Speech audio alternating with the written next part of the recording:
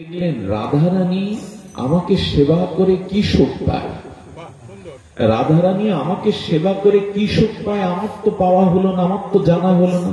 আমার রূপের যে মাধুর্য, কারণ রাধারানীর প্রেমনয়ন দিয়ে গোবিন্দের অপরূপ সুন্দর বদন নয়ন কমলপদ্ম দেখে কি সুখ পায়, চরণপদ্ম, কমলপদ্ম, হস্তপদ্ম, আর সেই প্রেম সুন্দরকে নয়ন অবিরামকে দেখে কি সুখ হয়, এটা তো আমার জানা হলো। আমার চোখে কি আমাকে দেখা যায়? আমার চোখে কি আমাকে দেখা যায়? যদিও আয়নায় দেখা যায়, কিন্তু প্রিয়ার চোখে, ভালোবাসার মানুষের চোখে আমি যত সুন্দর, আমার নিজের কাছে আমি অত সুন্দর নই। কৈশন রাধা প্রেম। আচ্ছা, রাধা প্রেমটা কি আমার তো জানা হলো না। কৈশন রাধা প্রেমা, কৈশন প্রেম মধুরিমা, আমাকে ভালোবেসে প্রেমের মহিমা সেটা আমারও জান। আচ্ছা, গোবিন্দ জানতে পারবে না কেন? তিন বাঞ্ছা পুরাণের কেন জানেন? গোবিন্দ একদিন দর্পণে নিজের প্রতিবিম্বটা দেখলেন। গোবিন্দের তো প্রতিবিম্ব পড়ে না, তবু নিজের বিম্বটা আয়নার মধ্যে নিজের সুন্দর রূপটা দেখছে। রূপ দেখার সাথে সাথে গোবিন্দের নিজের রূপের প্রতি এতটা লালসা এসেছে, আসক্তি এসেছে, ওকে জড়িয়ে ধরতে যাচ্ছে। ঠিক শিশুর সামনে আয়না দিলে ও যেমন মনে করে ওকে জড়িয়ে ধরে খেলতে চায়, গোবিন্দের রূপমাধুর্য এত অসমর্থ যে নিজের রূপ দর্পণে দেখে নিজেই বিমোহিত হয়ে জড়িয়ে ধরতে যাচ্ছে। কিন্তু আয়নায় কি জড়িয়ে ধরা যায় নিজের রূপ? তখন ইচ্ছা হলো, যদি রাধার নয়ন দিয়ে আমি আমাকে দেখি কেমন হয়, রাধার প্রেম দিয়ে যদি আমি আমার মাধুর্যকে আস্বাদন করি কেমন হয়। কৈশন রাধা প্রেমা, কৈশন মধুরিমা, কৈশন ভাবে দিহ ভোর। এই তিন বাঞ্ছা পূরণের জন্য ব্রজেন্দ্র নন্দন স্বয়ং কৃষ্ণ রাধারানীর ভাবকান্তি নিয়ে কলিযুগে রাধা কৃষ্ণ মিলিত তনু গৌর হয়ে এলেন। এই হলো মহাপ্রভুর পরিচয়। সাধারণ কেউ নন মহাপ্রভু, ইনি প্রেম পুরুষোত্তম, প্রেম বিগলিত তনু, রাধা ভাবদ্যুতি সুবলিত তনু, নৌমি কৃষ্ণ স্বরূপম। এত ভাবি কলিকালের প্রথম সন্ধ্যায় অবতীর্ণ হইলেন কৃষ্ণ, আপন কৃষ্ণই আসতেন। তবে রাধারানী বললেন, তুমি যদি আমাকে মিশিয়ে না নাও, তুমি লীলা পুরুষোত্তম কিন্তু প্রেম পুরুষোত্তম হতে পারবে না। তার মানে বলছিলাম কি, সমুদ্র তো জলদি, সমুদ্র হলো জলের উৎস, কিন্তু সমুদ্রের জল পান করে তৃষ্ণা খার তো নোনা। কিন্তু সমুদ্র যখন জলটা মেঘকে দিয়ে দেয়, বাষ্প করে মেঘকে দিয়ে দেয়, সমুদ্রের জল ঘোলা, কিন্তু সেই সমুদ্রের জল যখন মেঘকে দিয়ে দিল সৌদামিনী মেঘমালা শ্যামল মেঘ হয়ে, তখন ওই জলটা সমুদ্রের জলের মতো ঘোলা নয়, পরিষ্কার পরিচ্ছন্ন। আগে ছিল নোনা, এখন আর নোনতাটা কেটে গেল। আগে সমুদ্রের জলে মুক্তা হতো না, কিন্তু জলটা আকাশে গিয়ে সাতী নক্ষত্রে স্পর্শ করার সাথে সাথে হাতির মাথায় পড়লে গজমতি হয়ে গেল, আর শক্তির মধ্যে সমুদ্রের ঝিনুকের মধ্যে গিয়ে ওই সমুদ্রের জল সাতী নক্ষত্র স্পর্শকৃত হয়ে মুক্তা হয়ে গেল। তেমনি কৃষ্ণ প্রেমটা, কৃষ্ণ প্রেমের মেঘ তৈরি করলেন। রাধারানী হলো কৃষ্ণ প্রেমের মেঘমালা। আর সেই কৃষ্ণ মেঘ থেকে শ্রীকৃষ্ণ স্বয়ং ভগবান তার প্রেম দিয়ে যে মেঘ হলো, সেই মেঘ থেকে যে বৃষ্টিটা এলো, সেই প্রেমের বৃষ্টিটাই হলো মহাপ্রভুর এই যুগের হরিনাম। সেই প্রেমের মেঘ থেকে যে বৃষ্টিটা ঝরলো, প্রেম বৃষ্টি ধারা, মুক্তার ধারা, এটাই হলো এই যুগে হরিনাম। গৌর কৃষ্ণ রাধারানীর মেঘ শ্যামল মেঘে। আর আচ্ছা, গৌর বরণ হলো কেন না, যখন বৃষ্টি হবে না তার আগে বিজুলি চমকায়, বিদ্যুৎ চমকায়। মেঘ থেকে বৃষ্টি হওয়ার আগে তো বিজুলি চমকায়। সেই বিজুলির জ্যোতিটা কালো কৃষ্ণ মেঘে রাধারানীর প্রেমের জ্যোতি বিদ্যুৎ হয়ে হরিনাম বৃষ্টি দিয়ে মহাপ্রভু জগতে অবতীর্ণ হলেন। এই হলো মহাপ্রভুর আগমন। গৌর অবতার সাধারণ নন। আপনাদের কি বলবো, বর্তমান যুগ বিজ্ঞাপনের যুগ, পাষণ্ডের যুগ। যে বস্তু যত বিজ্ঞাপন করতে পারবে সেই বস্তুর তত চাহিদা বেশি। তো কলিতে কি বলেছে, কলৌন রাজান জগতাঙ্গ পরমঙ্গ গুরু। এগুলো কি বলছেন মহাজন দেখুন। আমরা এই গৌর অবতারেও, নিত্যানন্দ প্রেম অবতারেও, হরিনাম ব্রজপ্রেম সহিত হরিনাম দানেও আমাদের গৌর চরণে রতি হলো না, মতি হলো না। গৌর চরণ ছেড়ে আমরা কত চরণ ধরলাম, গৌরের ব্রজের বৃন্দাবনের বিপিনের প্রেম ছেড়ে আমরা কত পথে গেলাম। এর কারণ হলো কলৌ ন রাজন পরমং গুরু ত্রিলোক না থায় পাদ পঙ্কজং। কি বলছেন শুনুন মহাজন। প্রয়াণমট্টা ভগবতশ্চিতং যক্ষন্তি পাষণ্ড বিভিন্ন চেতা। তার মানে কলিযুগে বিভিন্ন ধারা আর বিজ্ঞাপনের দ্বারা মানুষকে মোহিত করবে, গৌর চরণ থেকে হরিনাম থেকে দূরে সরিয়ে নিয়ে যাবে। যারা খুব অনুভবী, যারা সদ্গুরুর কৃপা পেয়েছেন, তারা অন্তত এই কলিহত জীবে গৌর না মেনে থাকতে পারবে না, নিতাই না বলে থাকতে পারবে না, হরিনাম ছাড়া তারা থাকতে পারবে না। কিন্তু পাষণ্ড দিকের বিজ্ঞাপনের দ্বারা আজ এই পথ থেকে অনেকেই দূরে সরে যাচ্ছে। মহাপ্রভুর অবদানকে আমরা ঠিক ঠিক যদি জানতে পারি না, তাহলে গৌর চরণ ছাড়া আমাদের আর আশ্রয় থাকবে না। কারণ এত পতিত পাবন, এত পতিত উদ্ধারণ আর আসেনি। হাতে তো অস্ত্র নেই প্রভুর, চোখে আসে জল, নয়নশ্রুতে ভাসছেন, আর জীবের লাগিয়া কাঁদে প্রভু উচ্চেশ্বরে। এমন দরদি ভগবান আর কজন এসেছে বলুন তো? সেই রাধারানীর কারণ্য নিয়ে, করুণা নিয়ে, ক্ষমা নিয়ে, প্রেম নিয়ে আজ গৌর চলে এলেন, অবতীর্ণ হলেন। আর মহাপ্রভু আছে 4000 যুগের মধ্যে, ব্রহ্মার এক কল্পে একবার। আমরা ভাগ্যবান সেই গৌর অবতারের, গৌর অবতীর্ণের যুগের মানুষ। আমরা যদি গৌর না বুঝি, আমরা যদি গৌর চরণ থেকে দূরে সরে যাই, আমাদের দুর্দশা কি? এই জন্য যে মতেরই হন, যে পথেরই হন, অন্তত মহাপ্রভুকে একটু স্মরণ করা লাগবে। আমি আবেগে এই কথাটা বলছি না। মহাপ্রভু যখন এসেছিলেন না নবদ্বীপে, তার আগে রাজনৈতিক ইতিহাস যারা পড়েছেন, সামাজিক অপক্ষয় যারা পড়েছেন, জাতিভেদ যারা পড়েছেন, সহজ কথা, আজ থেকে 500 বছর আগে খোল ভেঙে দিয়ে গেল কাজীর লোক এসে। খোল ভাঙলে, এতটা খোল ভাঙলো, ওই জায়গাটার নাম হলো খোল ভাঙা ডাঙা, এখনো আছে নবদ্বীপের পাশে। কাল থেকে যদি হিন্দুরা হরিনাম করে, তাদের ঘর বাড়ি উড়িয়ে দেয়া হবে, তাদের হত্যা করা হবে। নিমাইকে এসে নবদ্বীপবাসী বলছো, নিমাই তোমার হরিনাম আনন্দেই আমরা দিন কাটাচ্ছিলাম, আমাদের উপর রাজ নিষেধাজ্ঞা আসছে, কাল থেকে আর নবদ্বীপের ঘরে ঘরে কদলী বৃক্ষ আল্পনায়কে হরিনাম হবে না। আমরা নবদ্বীপ ছেড়ে চলে যাব, কিন্তু হরিনাম ছেড়ে থাকতে পারবো না। নিমাই বললেন, আজকের সন্ধ্যায় মশাল জ্বালিয়ে খোল কক্কাল নিয়ে তোমরা হাজার হাজার নয়, লক্ষ লক্ষ ভক্ত চলে এসো। হরিনাম বন্ধ কেউ করতে পারবে না, আমি তোমাদের সামনে দাঁড়াবো। মহাপ্রভু শুধু কাঁদেননি, ভাবাবেগে এসে দাঁড়াননি।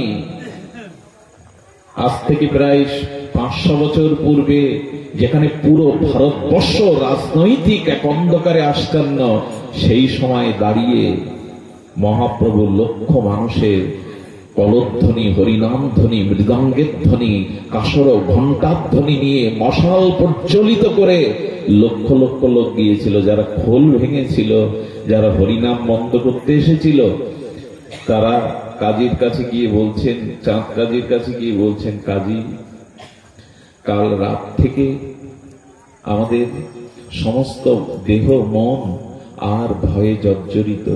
আমাদের মুখ থেকে কেন জানি না একটা শব্দ বেরিয়ে আসছে। ওরা যে শব্দটা বলছে হরে কৃষ্ণ, জানি না অজান্তে কেন বেরিয়ে আসছে। আমাদের বিবেক দংশিত হচ্ছে। মহাপ্রভু লক্ষ লোকের মিছিল নিয়ে আর উত্তপ্ত কণ্ঠে হরিনামের পথ মিছিল নিয়েই সেদিন রাজ শক্তিকে পরাভূত করেছিলেন। একবারও অস্ত্র ধরেননি, একবারও অস্ত্র হাতে দেননি। এত বড় অসহযোগ আন্দোলন সারা পৃথিবীর কোন মার্কস লেনিন করে যেতে পারিনি। মহাপ্রভুর গণতন্ত্র, হরিনামের গণতন্ত্র, প্রেমের গণতন্ত্র, সেই রাজ শক্তিকে পরাভূত করলেন প্রেমে। নিমাই নিমাই কাল দেখলাম অর্ধেক সিংহ আর অর্ধেক মানুষের রূপ আমার বুকে চিরে রক্তপান করতে এসেছে। নিমাই, এই দেখো বুকের দাগ। নিমাই, কে তুমি? তুমি কি হিন্দুদের ঈশ্বর? তুমি কি সেই পরম ঈশ্বর? তোমাকে দেখে আমার মন এমন হচ্ছে কেন? নিমাই, আমি কথা দিচ্ছি, আমি না, আমার বংশের কেউ আর হরিনামে তোমায় বাধা দেবে না। আজ থেকে তুমি নির্বিঘ্নে হরিনাম করতে পারো। আজ থেকে আমি ঘোষণা করলাম। কাজী পর্যন্ত মহাপ্রভুর ভক্ত হয়ে গেল। সেই চাঁদ কাজীর সমাধির পরে চাপা ফুল গাছ রোপণ করেছিলেন মহাপ্রভু। 5.5-6 বছর ধরে সেই চাপা ফুল গাছটা মহিরু হয়ে আজও ফুল ফোটে, আজও তার ধুলায় গড়াগড়ি দিয়ে গৌরীগণ প্রার্থনা করে। বলুন তো একজন নেতাকে দেখান রাজ শক্তির বিরুদ্ধে বিনা অস্ত্রে শুধু প্রেম আর হরিনাম দিয়ে রাজ ক্ষমতা জয় করলেন। মহাপ্রভুকে দুর্বল ভাবেন? শুধু কেঁদে গড়াগড়ি দিয়েছেন? সে সময় উচ্চ বর্ণের হিন্দুদের অত্যাচারে হাজার হাজার লক্ষ লক্ষ হিন্দু ধর্মান্তরিত হচ্ছিল। মহাপ্রভু এই হরিনাম আর সবাইকে একসাথে প্রসাদ পাওয়ার ব্যবস্থা করে বললেন, চণ্ডাল অপি দ্বিজ শ্রেষ্ঠ হরিভক্তি পরায়ণা। যদি ব্রাহ্মণ হয়েও ভগবত ভজন না করে আর চণ্ডাল হয়েও যদি ভগবত ভজন করে, সে ব্রাহ্মণের থেকে শ্রেষ্ঠ।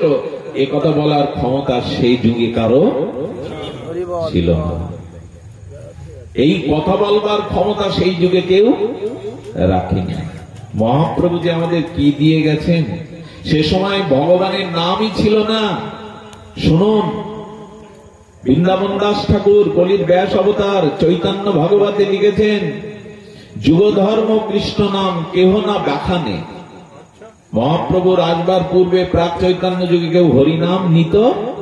ব্রাহ্মণরা কেউ কেউ গঙ্গা স্নান করতে গেলে ছিটে দিত পুণ্ডরী গোবিন্দ এই বলে, শুধু ছিটে দিত। কারো মুখে হরি কথা ছিল না। আর দোষ কেউ কারো, গুণ কেউ কারো না দেখে দোষ কীর্তন করতেন। বিদ্যা ছিল, কিন্তু বিদ্যার গর্ব অহংকার ছিল। বিদ্যার দ্বারা যে ভগবানকে লাভ করতে হয় এই কথা কারো মনে। নবদ্বীপে বড় বড় টল ছিল, নৈয়ায়িকগণ ছিলেন, বিদ্যা ছিল, কিন্তু বিদ্যার অহংকার ছিল, গর্ব ছিল। প্রেম ছিল না, হরিনাম ছিল না। আমার মহাপ্রভু এসে এই হরিনাম বিতরণ করলেন, প্রেম বিতরণ করলেন। জগতের জানেন, মহাপ্রভু হাজার হাজার ভক্ত সন্ন্যাসী নিয়ে নদীর উপরে যাচ্ছে। এপাশে মুসলিম শাসক জায়গিরদার, তিনি বললেন, একজন সন্ন্যাসীর পিছনে হাজার হাজার লোক বাহু তুলে নাচতে নাচতে যাচ্ছে।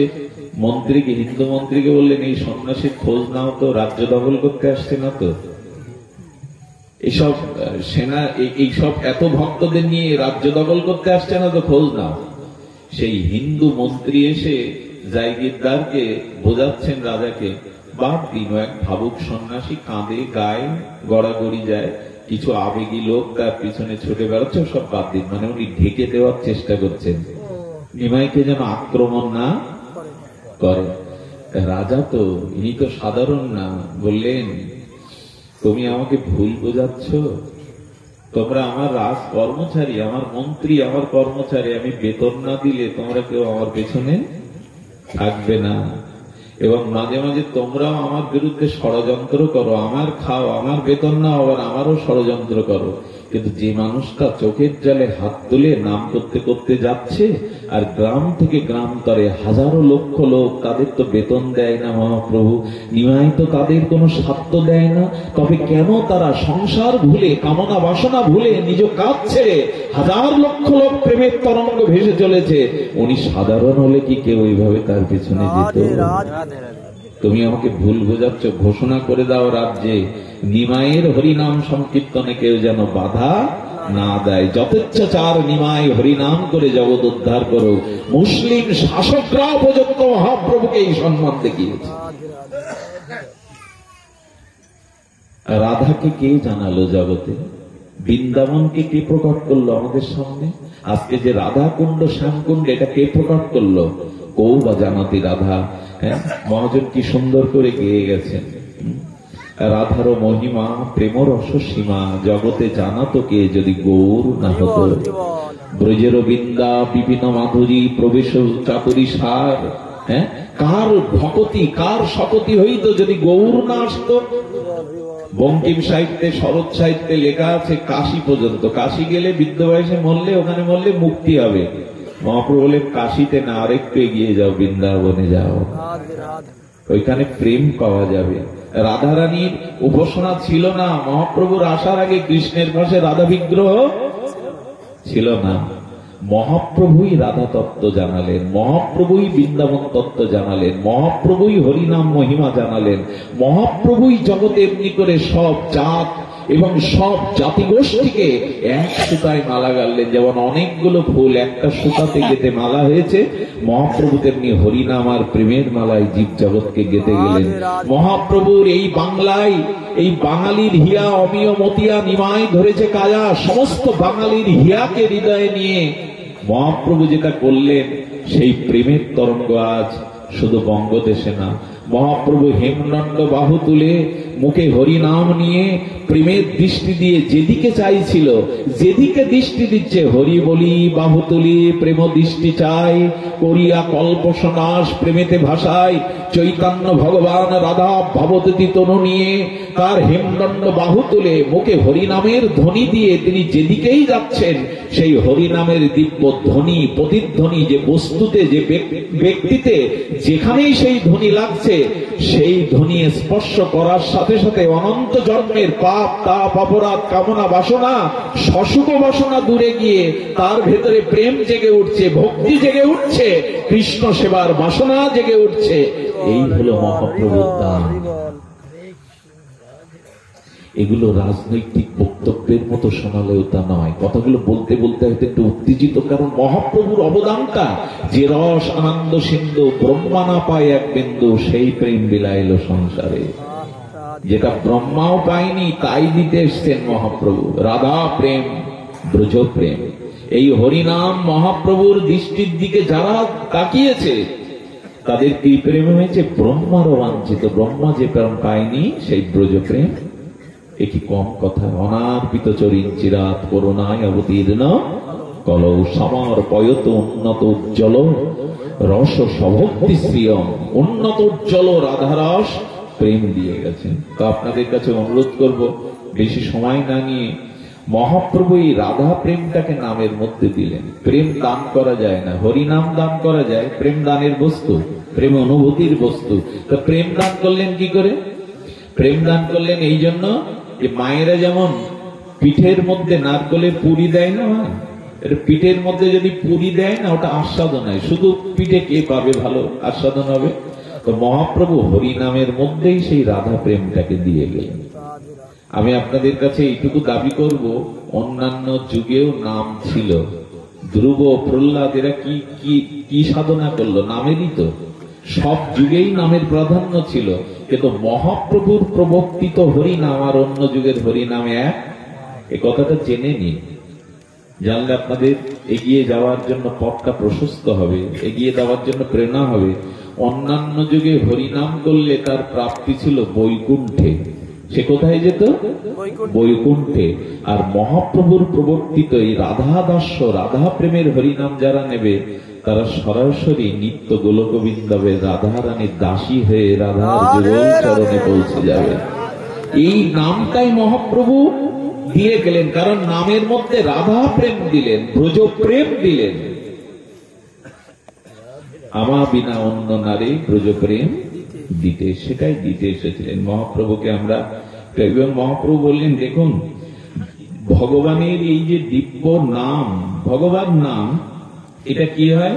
বললেন ম্রিয়মান, যিনি মারা যাচ্ছে তিনি যদি একবার নাম উচ্চারণ করেন, ম্রিয়মান। এই নামের ক্ষমতা দেখুন, মহিমা দেখুন, গরিমা দেখুন। যিনি ম্রিয়মান, উনি যদি একবার কৃষ্ণ বলেন, তিনি গোবিন্দ পদ্ম লাভ করলেন। কিংবা আতুর, অনাথ, স্খলিত, পতিত, সকলেই যদি হরিনাম গ্রহণ করে, স্খলিত পতিত আর বলছেন আতুর ম্রিয়মান, বলছেন যে বিমুক্ত কর্মঙ্গল উত্তম গতি, নাম নেওয়ার সাথে সাথে তিনি মায়াবদ্ধ হতে অর্গল থেকে মুক্ত হয়ে পরম গতি লাভ করবেন, গোবিন্দ গতি লাভ করবেন, রাধা রানীর চরণ কৈকর্য প্রেম লাভ করবেন।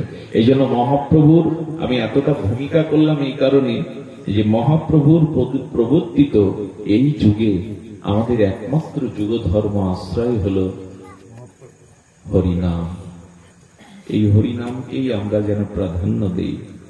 তবে হরিনাম যে কি এটাও একটু জানা দরকার। আমরা যা হরিনাম করি, যে ভাবে করি, যে নিয়মাবর্তিতাতে করি, সেটা ঠিক ঠিক হরিনাম হয় তো? হরিনাম কাকে বলে? হরিনামের মহিমা কাকে বলে? বারবার বলা হয়েছে দেখুন, হরিনাম কেমন করে নিতে হবে। হরিনাম কেমন করে নিতে হবে শুনুন। তাহলে সেই আমরা একটু নামের উপরে আস্বাদন করি, বিশ্রাম করি। হরিনামটা কেমন করে নিতে হবে না, মহাপ্রভু যাচ্ছেন, নামদাতা প্রেমদাতা প্রভু চলেছেন, সেগুলো বন্ধ রাখুন যেন না বাজে। মহাপ্রভু চলেছেন, প্রেমদাতা আর দৈন্যের মূর্তিমন্ত বিগ্রহ, প্রেম বিগ্রহ গৌর চলেছেন। যেতে যেতে দেখছে এক বাজারের পাশে একজন ধোপা মানে যারা কাপড়গুলো কাছে, সেই কাপড় কাচার ধোপা কি করেছে, কাপড়গুলো কাচ্ছে। আর মহাপ্রভু গিয়ে কি করেছেন? মহাপ্রভু গিয়ে হাত জোড় করে ঈষৎ স্কন্ধটা বেঁকিয়ে মহাপ্রভু হাত জোড় করে বললেন, ওগো একবার কৃষ্ণ কহ, একবার কৃষ্ণ কহ। আমাকে দেখান না কোন ভগবান এরকম করুণায় নেমে এসে বদ্ধ জীবের দ্বারে হাত জোড় করে বলছেন একবার কৃষ্ণ কহ। কোন দরদি ভগবান এভাবে পতিত উদ্ধারণে আর কে এসেছে? হাত জোড় করে বলছেন একবার কৃষ্ণ কহ। ধোপা তখন ওই দিকে তাকিয়ে বলছেন, তোমাকে দেখলে নারায়ণ মনে হয়। কে তুমি সন্ন্যাসী? তোমাকে দেখে মনে হয় তুমি আমার অনেক জন্মের যেন চেনা, কিন্তু কৃষ্ণ আমি বলতে পারবো না। এত কথা বলছে কিন্তু কৃষ্ণ বলতে পারবে না। মহাপ্রভু বলছেন, তুমি চলে যাও, আমার এই কাপড়গুলো কাচলে তবে দুমুঠো মুখে যাবে, হাড়ি জ্বলবে, তুমি চলে যাও। মহাপ্রভু বলছেন, একবার বলো না গো, একবার কৃষ্ণ কহ। ভগবান কি এমন করতে পারে? কোন বদ্ধ কাপড় কাচা জীবের দুয়ারে এসে করজোরে অনুরোধ করছে। মহাপ্রভুর চোখটা ছলছল হয়ে একবার কৃষ্ণ কহ। পতিত পাষাঙ্গী দুরুমতি অতি প্রাণে না মারিল কারে, হরিনাম দিয়া হৃদয় সদিল যাচি গিয়া ঘরে ঘরে। ভগবান আমার দুয়ারে নেমে এসে বদ্ধ দিবেককে বলছেন, বলে দেখো সন্ন্যাসী, এই কাপড়গুলো না কাচলে আমার বাড়িতে হাড়ি জ্বলবে না, ছেলে মেয়ে বউ এরা না খেয়ে মরবে। মহাপ্রভু বলছেন, ও কাপড় কাচাটা তোমার হরিনামে বাবা, তুমি এক কাজ করো, কাপড়গুলি আমায় দাও, আমি কেচে দিচ্ছি, বিনিময়ে একবার কৃষ্ণ বলো।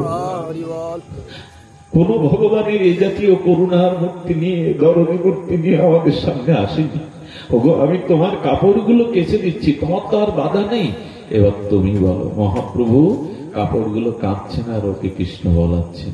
এই যে বলালো না, ওকে যারা দেখলো, ওকে যারা ছুলো, ওর স্ত্রী এসে বলছে, কি হয়েছে তোমার? কৃষ্ণ কৃষ্ণ বলে নাচছো কেন? যেই ছুঁয়েছে ওরও কৃষ্ণ প্রেম। বিদ্যুতে স্পষ্ট করলে যেমন হয়, সবার মধ্যে প্রেম ছড়িয়ে গেল। মহাপ্রভু কাপড়গুলো গুছিয়ে এবার নিজের পথে চলতে শুরু করলেন। এমন এমন প্রেম। শুধু কি তাই?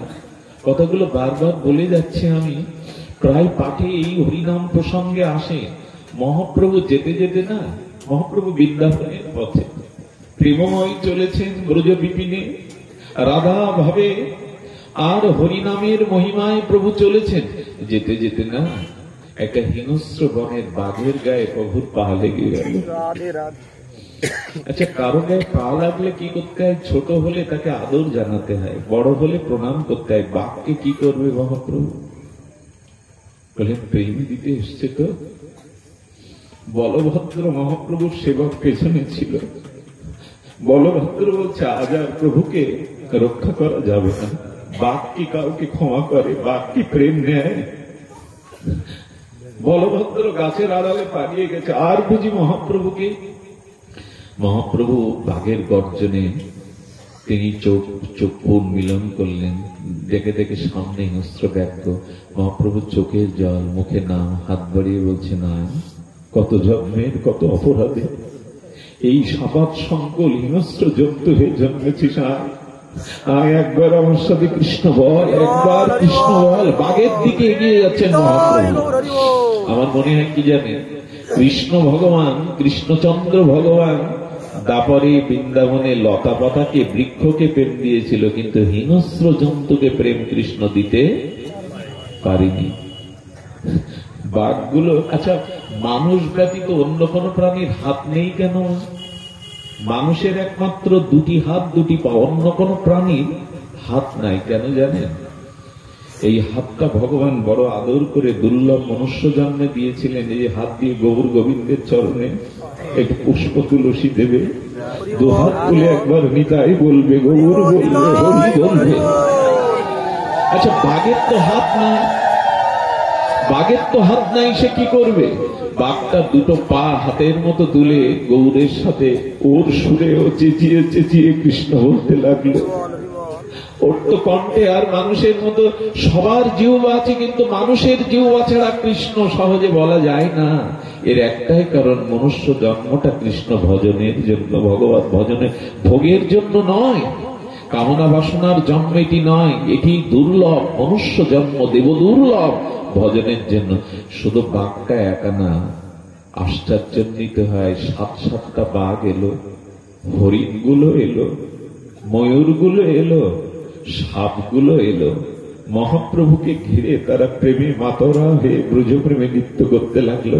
হরিণ আর বাঘ একসাথে চুম্বন করে, এটা হয় কখনো? ওরা হিংসা ভুলে গিয়ে চুম্বন করতে লাগলো।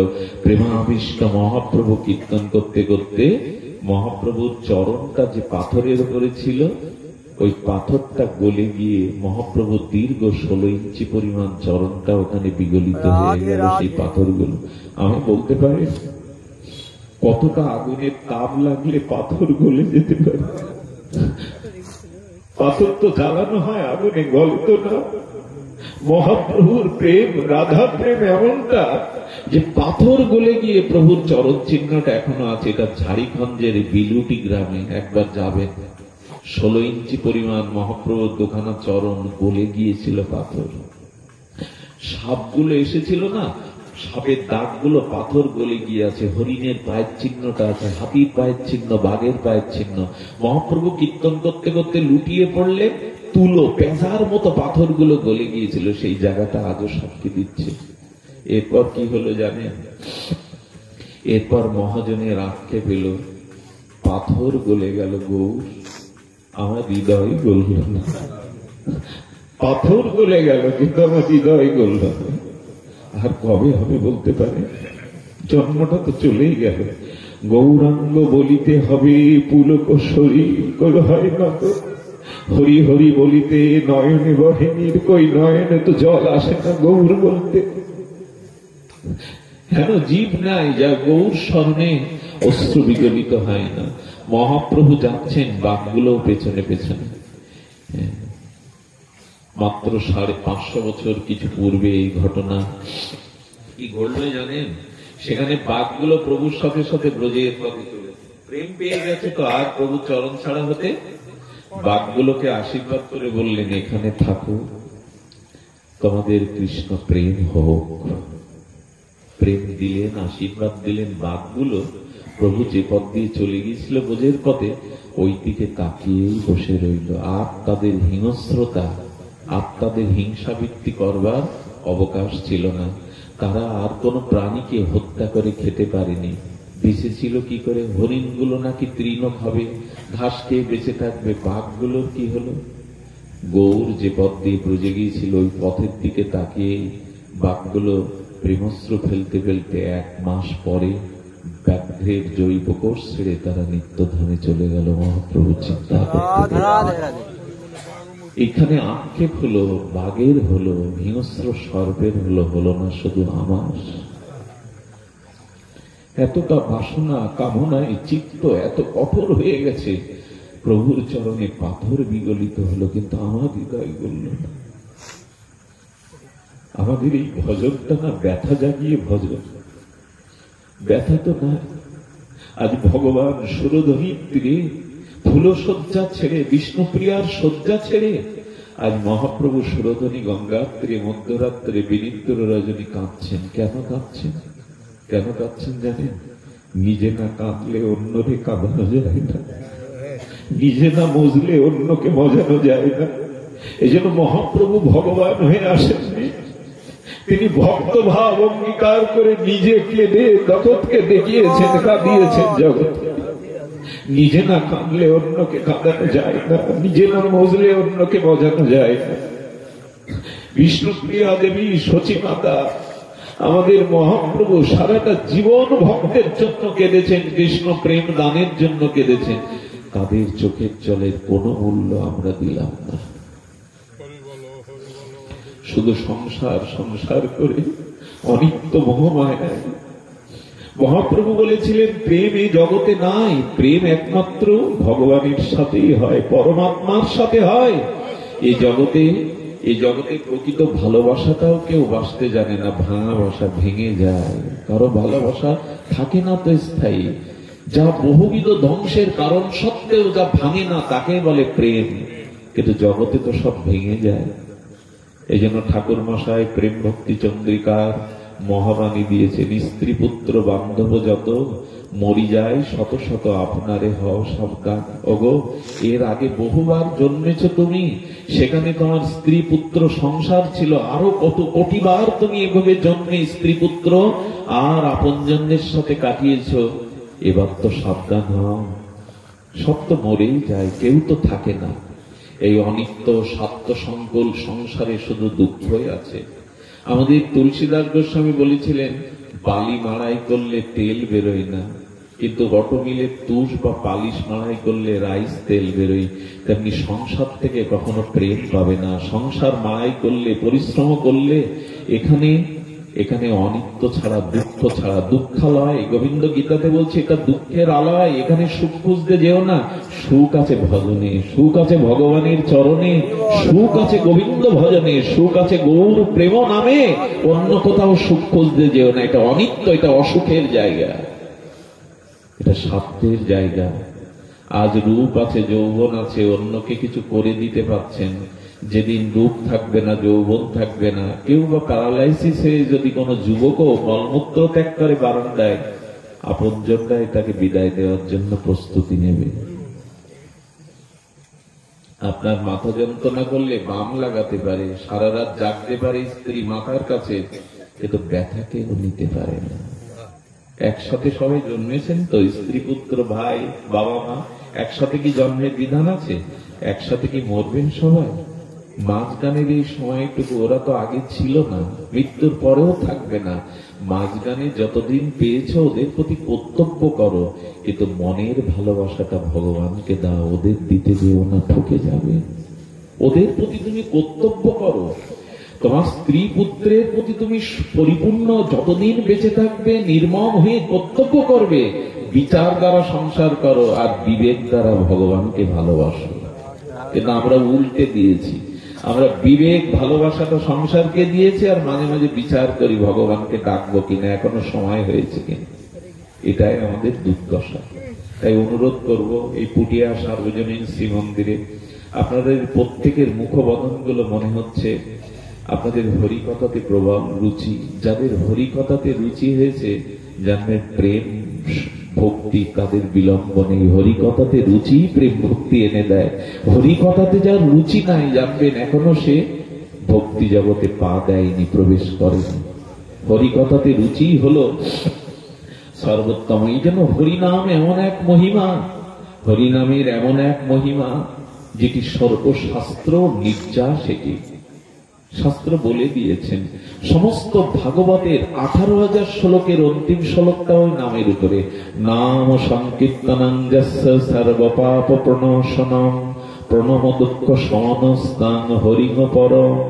18,000 শ্লোকের অমল পুরাণ শ্রীমদ ভাগবতের অন্তিম শ্লোকে এই নামের উপরে নাম সংকীর্তনং যস্য সর্ব পাপ প্রণশন। মহাপ্রভু বলেন এক কৃষ্ণ নামে সমস্ত পাপ হরে, আর নাম এক নামে সমস্ত পাপ হর নয়, আর নাম লইতে প্রেমের উপচায়। 2 বার যদি অপরাধ না রেখে, নামের চরণে অপরাধ না রেখে, আর নাম অপরাধ মুক্ত হয়ে যদি, সেবা অপরাধ মুক্ত হয়ে যদি একবার নাম নিতে পারো, তোমার কল্যাণ অবশ্যম্ভাবী। গোবিন্দ বলেছেন নামই, হ্যাঁ, নামই অভিন্ন। জল জল বললে, জল জল বলে জপ করলে কারো তৃষ্ণা যায় না। টাকা টাকা বলে জপ করলে কেউ ধনী হয় না। সন্দেশ সন্দেশ বলে জপ করলে কারো জিহ্বায় মিষ্ট স্বাদ পাওয়া যায় না। কিন্তু কৃষ্ণ কৃষ্ণ রাধা রাধা বললে সে রাধা পেয়ে যায়, কৃষ্ণ পেয়ে যায়। কারণ অন্য শব্দের মধ্যে ওই কোটি নাই, কিন্তু নামের মধ্যে নামই আছেন। টাকা বললে ধনী হওয়া যাবে না জপ করলে, জল বললে তৃষ্ণা যাবে না, কিন্তু কৃষ্ণ বললে প্রেম হবেই হবে। কারণ নাম আর নামই অভিন্ন। এই জন্য বললেন সর্ব শুভক্রিয়া, সর্বব্রতাদি, সর্বমঙ্গলের চরম সীমা যেখানে প্রসারিত হয়েছে, সেই নববিধা ভক্তির অঙ্গের সর্বশ্রেষ্ঠ অঙ্গ হল হরিনাম। নববিধা ভক্তি মধ্যে বলছেন যে নববিধা ভক্তির মধ্যে সর্বশ্রেষ্ঠ নাম সংকীর্তন। সমস্ত সীমা, সমস্ত নববিধা ভক্তি অঙ্গের পরিসীমা হলেন এই হরিনাম। বারবার বলা হচ্ছে যে যার উপরে কোনো শুভ আর কিছু, হরিনামের উপরে কোনো শুভ আর কিছু নাই। আর কি বলছেন যে যেখানে নাম অবস্থান করে, সংকীর্তনের উৎকর্ষ হয়, সেখানে সমগ্র জয়যুক্ততাও আসে। শ্রীকৃষ্ণ সংকীর্তনং পরম বিজয়তে। যেখানে নাম সেখানে বিজয়, যেখানে নাম সেখানে শুভ, যেখানে নাম সেখানে মঙ্গল। এই জন্য আপনাদের কাছে অনুরোধ করব যে যে অবস্থানেই থাকুন সেখান থেকে ভগবানের নামটা গ্রহণের চেষ্টা করুন। নামের মহিমা বলতে গিয়ে অনেক কথাই মনে আসে। এক ব্রাহ্মণ, তার এটা ভক্তমাল চরিত্রে আছে, নাবাজির ভক্তমাল গ্রন্থে, এক ব্রাহ্মণ তার ব্রাহ্মণীকে নিয়ে গিয়েছিল শ্বশুরালয়ে। ব্রাহ্মণীর গায়ে ছিল বহুবিধ অলংকার, সোনার হীরার অলংকার। ধনী ব্রাহ্মণী আসতে গিয়ে 4 জন দস্যু ভদ্র পোশাক পরে ওদের পিছনে লেগে গেল। বললো আপনারা কোথায় চলেছেন? অমুক গ্রামে। তো ওই অমুক গ্রামেই আমাদের নিমন্ত্রণ আছে, আত্মীয় আছে, চলুন একসাথে যান। এই যেতে যেতে একটি পথ আছে যেটা একটু আড়াআড়ি হয়, তবে সেই পথটা একটু ঘোর অন্ধকার, কিছু গাছগাছালির মধ্যে দিয়ে। আর একটা কথাতে সরল লেখা। 4 জন দস্যু বলছেন বাবু একই গ্রামে যখন যাব তখন চলুন না একসাথে এই পথ দিয়ে যায়। ব্রাহ্মণ বলছে না, আমি আমার পরিচিত পথ দিয়ে। বারবার যখন দেখাচ্ছে ফিরাতে পারছে না, তখন বলছে শুনুন, আমি জানি আপনারা রাম ভক্ত, আমি রামকে প্রতিজ্ঞাপূর্বক আমাদের মাঝখানে রাখলাম, আপনাদের কোনো ক্ষতি হতে অন্তত রাম দেবে না। এই যেই রাম নামকে মাঝখানে রেখেছে, ওনার স্ত্রী ছিলেন পরম নাম ভক্ত, বললেন তুমি আর আপত্তি করো না, আমার ভগবান রামকে ওরা মাঝখানে রেখেছে, আর কেউ ক্ষতি করতে পারবে না, চলো নামের প্রতি অন্তত বিশ্বাস নিয়ে চলো। জঙ্গলে সে যাহার হলো, স্বামীকে হত্যা করে তার ব্রাহ্মণীর হাত ধরে 4 জন ভদ্রবেশী দস্যু যখন যাচ্ছে, ওই স্ত্রী দুবার পেছনে তাকিয়েছিল, বলে আর তাকাতে হবে না, দেখলেই তো তোমার পতিকে হত্যা করে এখন সুন্দরী আমাদের আনন্দ দাও, এই গহনা সহ তোমাকে তুলে নিয়ে যাওয়ার জন্য আমাদের এই, তুমি কার দিকে তাকাচ্ছ? তোমার স্বামী তো বেঁচে নেই, তো মরে পড়ে আছে। স্ত্রী তখন বলছেন আমি আমার পতির দিকে তাকাচ্ছি না, আমি যার দিকে তাকাচ্ছি তুমি তাকে জানো না, তুমি যাকে মাঝখানে রেখেছিলে আমি সেই রামের দিকেই তাকাচ্ছি, আমার রাম কই? তুমি মাঝখানে তো রামকে রাখলে, আমি তাকাচ্ছি আমার সেই রাম কই? যেই রামের নাম নিয়েছেন সঙ্গে সঙ্গে রঘুপতি রাজি বলেছেন ধনুর্ধারী অবতীর্ণ হলেন, প্রকট হলেন। এটা গল্প নয়। প্রকট হওয়ার সাথে সাথে তিনি দস্যুদেরকেই তো বিনাশ করলেন, স্বামীর জীবন ফিরিয়ে দিয়ে রাম বলল মা আমার প্রতি কারো বিশ্বাস আস্থায় চিপ ধরতে পারি, কিন্তু আমার নামের প্রতি যার এমন আস্থা, আমি তাকে বঞ্চিত করি না, কোনোদিনও বঞ্চিত করি না। আমার নামের প্রতি যার আস্থা আছে সে কখনো বঞ্চিত হয় না। বিশ্বাস করুন, নামের থেকে নামের মহিমা বহুগুণ বেশি। নাম আশ্রয়ের সাথে সাথে এই নাম অভ্যাসী, আমি বহু পূর্বে আমাদের এই বঙ্গদেশে তখন পাকা ল্যাট্রিনের বাথরুমের ব্যবস্থা হয়নি। গ্রামের মধ্যে কাঁচা ল্যাট্রিনে হরিনাম করতে করতে ওই মলমূত্রের মধ্যে মাথা গুজে পড়ে গেল। ওই মলমূত্রের মধ্যে পড়ে গেছে কৃষ্ণ নাম করতে করতে। কেউ খুঁজে না পেয়ে যখন পেল, সবাই ছি ছি করতে লাগলো। কৃষ্ণ কৃষ্ণ করেছে সারা জীবন, আর এখন মলমূত্রের মধ্যেই মরে পড়ে আছে। কোন রকমে ধুয়ে টুয়ে শ্মশানে পুড়িয়ে দিলে এই গালিটা তার ছোট ভাইয়ের ভালো লাগে না। আমি তো জানতাম দাদা নাম ছাড়া থাকতো না, দাদার গতি কি হয়েছে এটা না জানা পর্যন্ত আমি ঘরে ফিরব না। দীর্ঘ 25টা বছর হিমালয়ে মহাযোগীদের কাছে গেছে। আপনারা তো ত্রিকালজ্ঞ, আমার দাদার কি গতি হয়েছে বলুন। 25 বছরে এমন কোন যোগী পায়নি যে ওর দাদার গতি বলতে পারবে। হিমালয়ের পাদদেশে এক মহাযোগীকে পেলেন, তিনি বললেন তোমার দাদার গতি আমি বলবো না, দেখাবো, এখানে বসো। কিছুক্ষণ পর দেখছে আমার গায়ে হাত দাও, আমার অঙ্গকে স্পর্শ করো, সামনে দেখো। দেখলেন এক নবীন 25 বছরের টকবকে সন্ন্যাসী হরিনাম করতে করতে চলেছেন। পেছনে শত শত তার গৌরিক বেশধারী সন্ন্যাসী ভক্তবৃন্দ। বলেন আমাকে স্পর্শ করে দেখো, তোমার দাদা সেদিন নাম করতে করতে মলমূত্রের মধ্যে পড়ে প্রাণ ত্যাগ করে। আজ উনি মহান আচার্য সন্ন্যাসী হয়ে হরিনাম করতে করতে যাচ্ছে। আর পেছনে কারা জানো? তোমার দাদার অঙ্গের প্রভাবে, নামের প্রভাবে মলমূত্রের যে কীটগুলো চাপে মারা গিয়েছিল, ওরা মনুষ্য জন্ম নিয়ে ভক্ত হয়ে হরিনাম করতে করতে চলেছে। দেখো তুমি, এই হলো নামের মহিমা। শুধু কি তাই, আমাদের যাদব আচার্য নবদ্বীপের মহাপ্রভুর পরিকর, গৌর প্রেম, গৌর নাম ছাড়া জানে না। স্ত্রী তরকারি আমানি করছে, রান্না করবে তো সবজি কুটছে, পাশে 2-4 মাসের ছেলেটা খেলছিল। মহাপ্রভু কীর্তন করতে করতে নগর সংকীর্তন, পথ সংকীর্তনে চলেছে।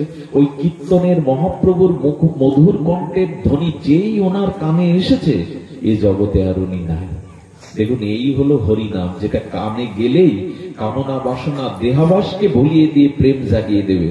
যাদব আচার্য হরিনামে ছুটল, নগর কীর্তনে মহাপ্রভুর সংকীর্তনের যোগ দিয়ে ছুটল। ওনার স্ত্রী সবজি করতে করতে যেই কানে নাম এলো, হাতে অভ্যাস বশত কুটে যাচ্ছে, কিন্তু ওই দিকে আর অস্ত্রের দিকে আর লক্ষ্য নেই। পাশে ছেলেটাকে ধরে বটিতে কুটে দিল। এ জগতে তো নাই। এখানে ওই নাম কানে গেছে মানে তার দেহাবেশ নাই, এ জগতে নাই। দেখুন নাম কি জিনিস। আচ্ছা, বাচ্চাটাকে যখন বটিতে, ধারালো বটিতে কাটছে, তখন ও তো মৃত্যুর সময় চিৎকার করেছিল, আত্মনাদ করেছিল, ওটা কানে যায়নি। এ জগতে থাকলে তো কানে যাবে, এ জগতে আর না। অবাস করে কাটলে ডাক্তাররা যেমন রোগী বুঝতে পারে না, এক হরিনামে ওনার চিত্ত মন বিগলিত অবাস হয়ে গেছে, এই জগতে নাই। সেদিনের ঘটনা, বেশি দিন নয়, 5-6 বছর আগে আমি করেছি কি, অভ্যাস তো কুটে হাড়ির মধ্যে দিয়ে জাল দিচ্ছে। মায়েদের একটা অভ্যাস। এদিকে কীর্তন সমাপ্ত করে যাদব বাজাচ্ছে, এসে দেখে তার ছোট শিশু পুত্রের ছোট ছোট হাতের আঙুলগুলো রক্তাক্ত দেহ, আর বাকি অংশটা হাড়ি জাল দিচ্ছে স্ত্রী। উনি বুঝতে পেরেছেন মহাপ্রভুর নামে এই দশা ঘটেছে। উনি সঙ্গে সঙ্গে স্ত্রীকে ধাক্কা দিয়ে বললেন, পাষাণ্ডী, ডাইনি, তুমি রাক্ষসী মা হয়ে ছেলেকে কেটে রান্না করে খাবে ডাইনি। যেই ধাক্কা দিয়েছে, মাটিতে পড়ে গিয়ে বলছেন, আমার খোকা কোথায়? আমার খোকা তো আমার কাছেই ছিল, খোকা কোথায়? হাড়িটার দিকে তাকিয়ে বলছে, খোকাকে কুটে জাল দিচ্ছ রাক্ষসী, ওই দেখো তোমার খোকা।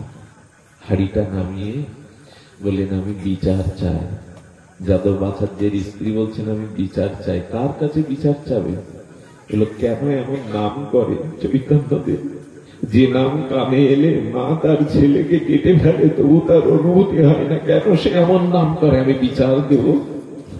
যার নাম শুনলে মা তার ছেলেকে কেটে ফেলে, তার দেহাবেশ থাকে না, আমি বিচার চাই।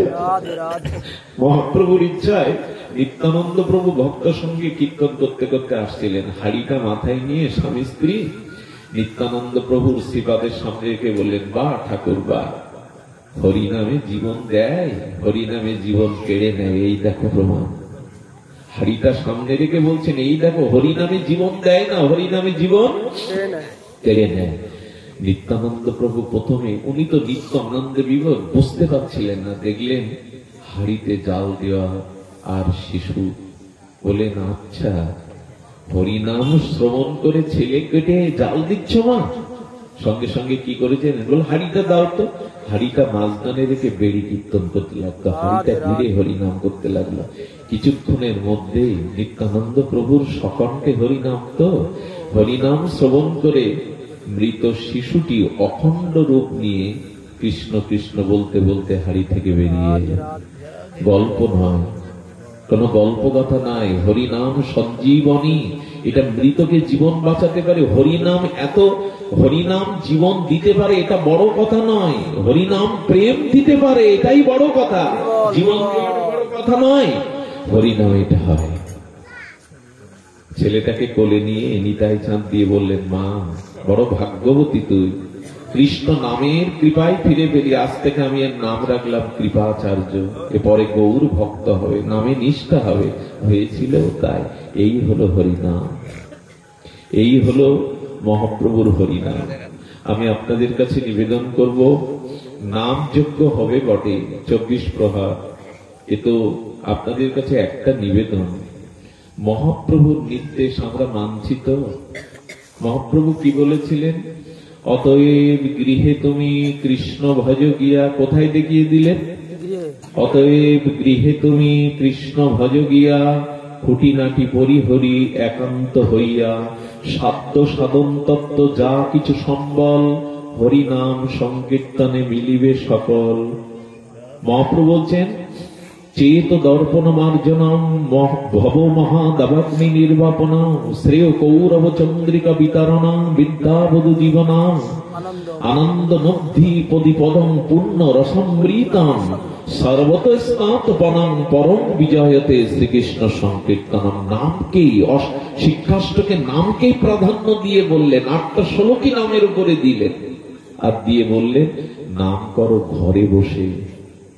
আমি আপনাদের অনুরোধ করব, বাংলাদেশে নাম যজ্ঞের জোয়ার, এই ফরিদপুর ভাঙা অঞ্চল, 56 প্রহার 72 প্রহার নাম যজ্ঞ, এটাই কি নাম যজ্ঞ? শুধু এটাই কি স্টেজে 3 দিন হলো 5 দিন হলো এটাই নাম যজ্ঞ? মহাপ্রভু বললেন, হরে কৃষ্ণ কৃষ্ণ কৃষ্ণ হরে হরে, হরে রাম রাম রাম হরে হরে। প্রভু কহে কহিলাম এই মহামন্ত্র, ইহা গিয়া জপ সভা করিয়া নির্মন্দ, ইহা হইতে সর্বসিদ্ধি হইবে সবার, সর্বক্ষণ বলইতে বিধি নাই। আর মহাপ্রভু বললেন, শঙ্কাপূর্বক নাম জপ করো। কীর্তন তো করবে, 5-7 জন মিলে যেখানে খোলকত্তাল সহযোগে নিত্য কীর্তন করবে, এতে প্রেমানন্দ পাবে, এতে আনন্দ পাবে, কিন্তু নিত্য নিরন্তর তোমাকে নাম জপ করতে হবে। এটা করি তো আমরা। আচ্ছা, নাম জপ করাটাই প্রকৃত নাম যজ্ঞ। মহাপ্রভু 16 প্রহার 56 প্রহারের কথা বলেননি, কি বলেছেন? আমরা নাম যজ্ঞের নাম জপ করার পরে 16 মালার পরে সমর্পণ করি কি? নাম যজ্ঞ মহাযজ্ঞ, হ্যাঁ বলি কি না?